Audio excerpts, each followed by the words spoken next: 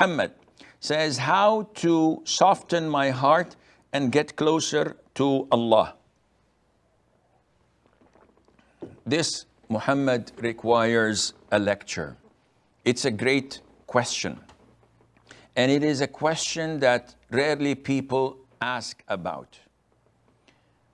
Allah Azza wa Jal, and this is a hadith mentioned in Sahih al-Imam Muslim, where the Prophet said, alayhi salatu wasalam, Allah does not look at your bodies and your wealth. Rather, Allah looks at your hearts and your deeds, what you do. So what Allah looks at, what Allah evaluates at the end of the day is what is in your heart. And this is something no one knows about except Him subhanahu wa ta'ala. Which means that if I were to spend all of my life working out in the gym to build these huge biceps and triceps and have this symmetric body, but fail to take care of my heart, I'm in great loss and probably I'll end up in hell. But if I were to spend my entire life trying to cleanse my heart, trying to fill it up with what pleases Allah, kindness, trust, fear of Allah, hope in Allah Azza wa Jal, submissiveness to Allah, purity to all mankind, especially to our Muslim brothers and sisters. If I were to spend my entire life doing this, I would be in the path of Allah Azza wa Jal and heading straight to paradise. The issue is how to soften my heart, because there are so many things that are affecting it. So many people attacking, so many desires and whims, so many thoughts and whispers of shaitan. So how do I soften my heart? There are so many things to soften your heart.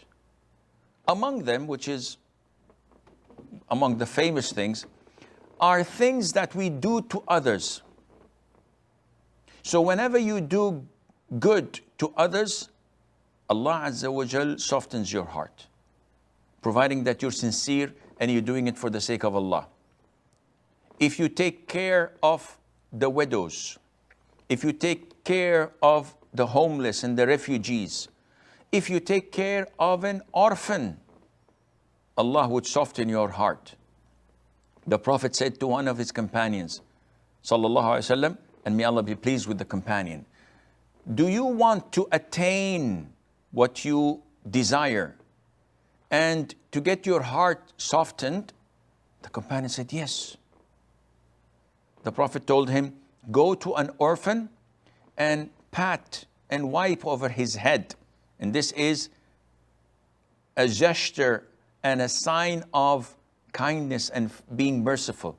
When you see a 5-year-old or a 6-year-old orphan and you do this on their head and you hug them, they feel the love and compassion which they miss from their departed father. That's why he is or she is an orphan. The Prophet said, do this, alayhi salatu wasalam, and you will attain what you're looking for and your heart will be softened.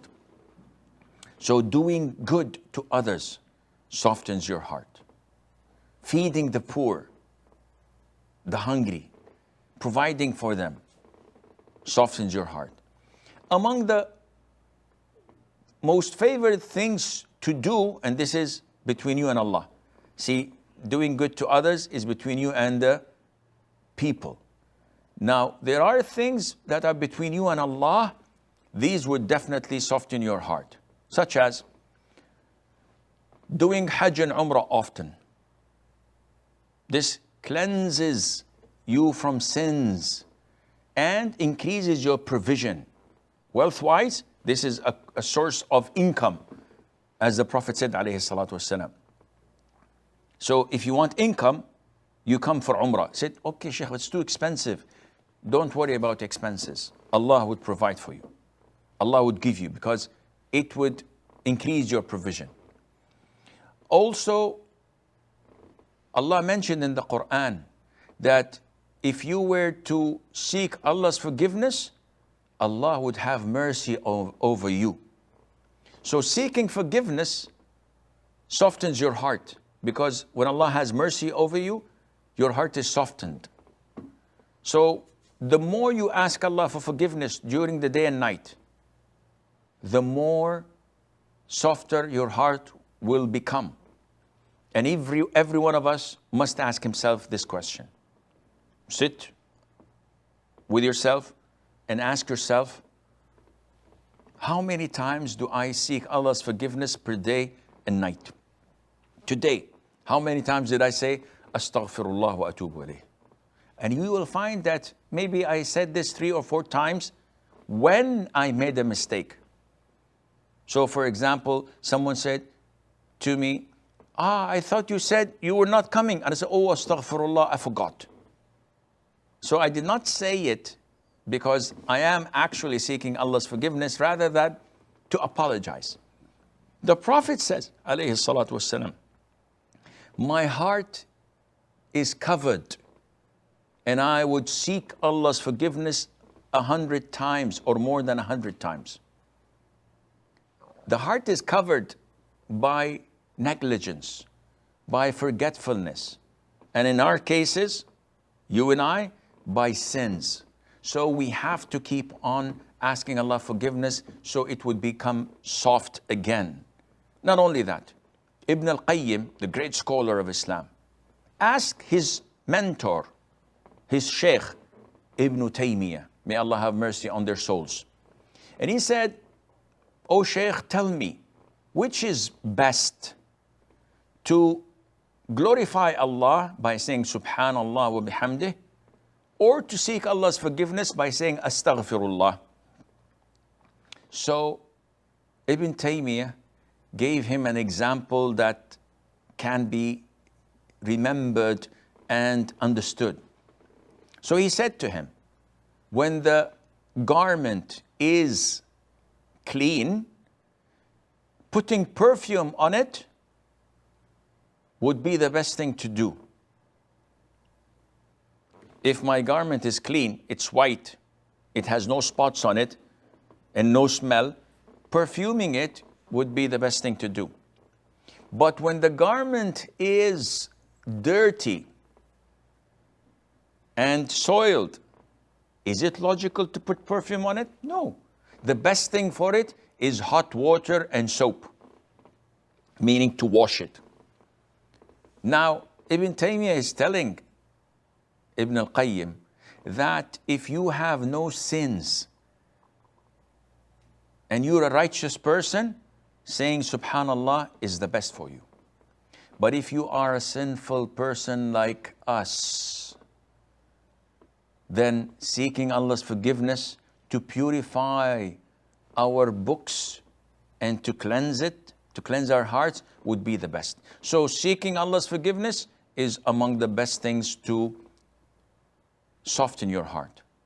And then you can learn more and more from this biography of the Prophet ﷺ. When you read his life story, when you read how he suffered in his life for us, how he went out of his way to call people to Islam, his modest life, his humble way of living, his battles, whether on the battlefield or back home with the hypocrites, his life with his wives and with his grandchildren and with his neighbors and companions, this softens your heart.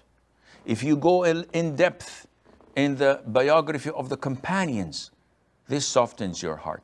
If you go in depth in the biography and the life stories and styles of the great scholars of the Salaf, this definitely softens your hearts. And the more you read the Quran, contemplate on it, read the tafsir, the more you will get closer to Allah and you will find that your heart is being revived. And as I said, this requires a full-fledged lecture. May Allah Azza wa Jal make our hearts soften to his instruction and to meeting him.